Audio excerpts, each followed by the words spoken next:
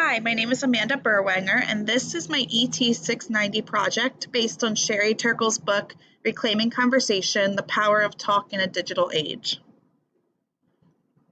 The question presented flipped Turkle's argument on its head. If we got rid of technology, what important things would we give up in our lives? What things do technology provide for us that we couldn't have otherwise? By removing technology, what would this take away from our lives? Sherry Turkle wrote about what technology takes away from us when we use it as our main form of communication rather than talking face to face. She states that we are losing that real connection with our family, coworkers, and clients, friends, political views, and in romance. Even with the knowledge of this issue, we are still choosing technology over communication face to face. Knowing face to face is greater than online communication. We are losing our empathy, our friendships, knowing how to have a friend and be a friend, and creativity. Children are especially missing out on those lessons. So these are the important words that I took from the book that Turkle wrote. She said, face to face is the most human and humanizing thing we do. Fully present one another, we learn to listen. It's where we develop the capacity for empathy. It's where we experience the joy of being heard, of being understood. And conversation advances self-reflection, the conversations with ourselves that the cornerstone of early development and continue throughout life. She also states, but these days we find ways around conversation. We hide from each other even as we're constantly connected to each other. For on our screens, we are tempted to present ourselves as we would like to be. She also said the simple sentence, we are forever elsewhere, and I thought that was really interesting because it just puts our state of mind exactly as she said, we're never in the moment.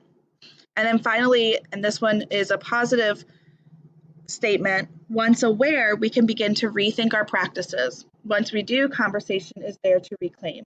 And she was saying she's not here to just show the problems, but she's also showing the solution. But here's what life would be without technology.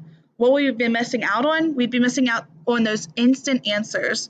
Having Google at our fingertips, being able to look up anything wherever we are, as long as we have internet connection, is a great resource to us. We're missing out on that all-in-one toolkit. So things like the calculator, a flashlight, all of the tools that our phone has for us is right in the palm of our hands, and we've been missing out on that. That instant communication is the obvious choice that is the opposite of what Turkle was saying. Yes, it's better to have face-to-face, but what we'd be missing out on is the instant part. That part where we can call somebody on a whim, we can text somebody if we need them instantly, email a question we have to a boss.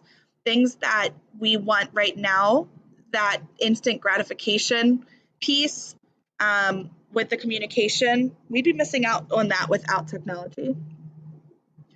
And that kind of brings me to the next one, the sense of security and actual security. Being able to have an emergency line with us at all times and being able to call when needed, or just having the option to call if we're nervous. And then GPS, while we know that GPS is not always bulletproof, it is most of the time a guarantee.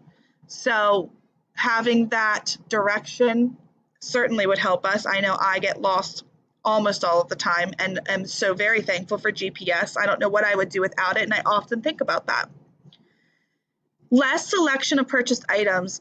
This one was a big one to me while I was thinking of what life would be like. We would have so many choices not with us if we didn't have online shopping. Amazon is the biggest thought in my head, and especially since it's such quick shipping. But just having those types of non-brick and mortar online shopping tools gives us a bigger selection, and it also helps with our final bullet point time. Time I thought was extremely important as well, because all of these things lead to time. Every one of these bullet points leads us to, it saves us time. Technology saves us time. We don't have to put things aside and go look up an answer later, or go find a flashlight when necessary, or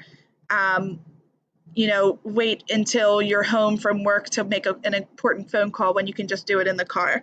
So all of these things give us more time. And in this world and this age and how fast the world moves because of technology, we do need that extra time that it allows us. And then I thought about how it changes us in school. And with technology, we have that algorithm-based data that those educational programs take, and we have iReady and Dreambox, which are reading and math programs that will, based on the students' responses, push them further or bring them back. We have voice to text and we have text to speech options for our students who struggle to speak, who struggle to write what they want to say, who have OT issues, who need that assistive technology. We have e-readers, and really that instant feedback is fantastic. Having those online assessments that instantly tell them what their grade is, instantly tell the teacher the feedback so we know what to do next. And it saves resources. It saves paper. We don't have to copy as much. We don't have to purchase the books. It's easier to just have it online and then not make so much paper usage in our rooms. Next, it's really great with our PLNs within the school and the county. We are constantly sending one another emails with ideas, with issues we've run into, with great websites we've found that have worked. And I love that we are bouncing ideas off one another when, one person's teaching and the other person has a moment, and you can send that at that time. And just the communication with educators, parents, and students. Yes, I agree what Turkle said, that the face-to-face is better in so many situations. However, again, with time, again, with the instant aspect of online communication, we can then talk to parents and other teachers, administration, anybody, and especially the students, to tell them what we need to tell them, whether it's grades or issues we're having, or behavioral, or are just needs, or just sharing happy news. And I think that it would be a lot different, and again, a lot more time would be spent calling parents after school or writing notes in planners or letters home. It's just faster to do an email. And then finally, the communication of grades, having an online grade book and sending that to the parents and the students makes it easier. So then what do others think? What do they think other than what Turkle said? So the first quote, there's evidence to suggest that formative computer-based assessment can produce improvement in student learning outcomes, and that this can lead to a positive attitude of students to learning. And then the next one from 2005, by providing compelling activities for motivating otherwise indifferent learners, video games can potentially help teachers improve the design of learning environments. And that was about students who were using educational games on their devices to help learn or relearn a lesson. And finally, this last quote was about those digital networks that create more education and employment opportunities.